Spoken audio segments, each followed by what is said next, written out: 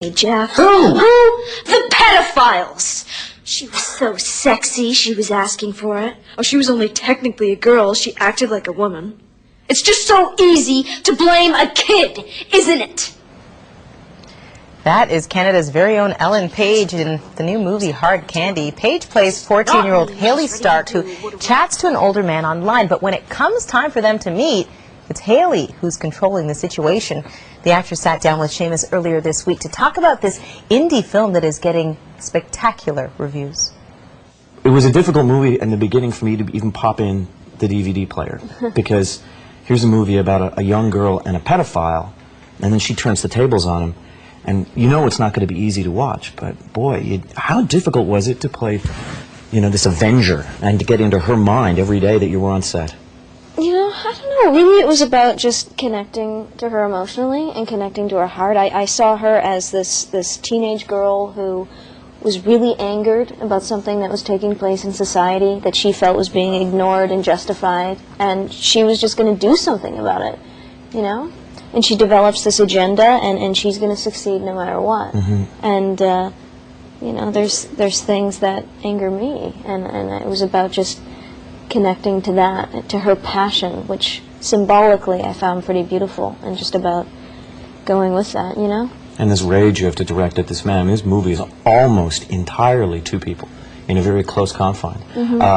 Patrick Wilson, who did Phantom of the Opera, and now turns around plays a pedophile. Very risky role for him. Yeah. You had to get along well with him, though, in order for you to pull this off. Yeah, I mean, we met a few days before and had a few days of rehearsal and just very open communication, and I think just developed a trust and an understanding of what was in front of us and what we had to, you know, really finish in 18 days. It was our film schedule, and we just dove into it, you know.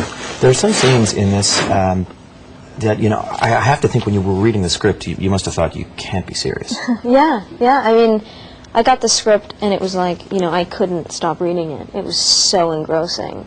And to have a role written for a teenage girl with so much passion and intelligence, you really don't get that a lot. Well, the last 10 minutes, I was watching, and a friend was waiting, picking me up outside my house, and I just left them there for 10 minutes. You couldn't stop watching it. I have to ask you about Stephen Marshall, which is the case that's, you know, been in the news lately, where, you know, he went down to Maine and shot and killed 2 sex offenders who he saw in an online registry, and then when police approached him, he killed himself. It's actually quite remarkable that that incident happened at around the time that this movie's coming out. Was there ever a concern when you were reading the script that it might in some way promote vigilantism? No, not at all, because it's a film, and I am definitely not advocating vigilante justice. And the point of this film is that we're not really preaching. We don't really have a message, and I think it makes a lot of people feel uncomfortable because there really aren't any answers with this film. You can't really snuggle up to either character. There's like 2 protagonists or 2, I don't know, 2 heroes or villains, however you want to look at it. And we just ask a lot of questions, really. And that's, I mean, I know you don't promote that, but you are promoting the idea that young people see this film, huh? I do think young people should see this film. I mean, it's not often that a teenage girl is written in an intelligent and articulate manner.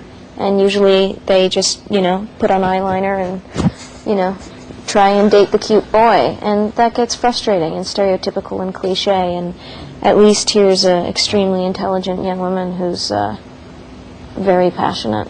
It's amazing because you jump at this one, and then when Brett Ratner, the director of X-Men 3, wants you for the role of Kitty Pryde in the new X-Men movie, he has to convince you.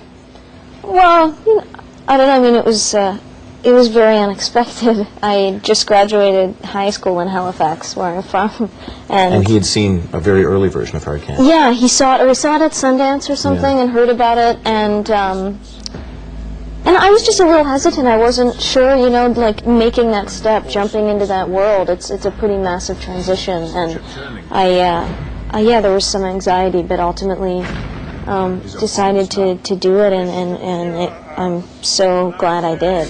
So. Thank you. Thanks.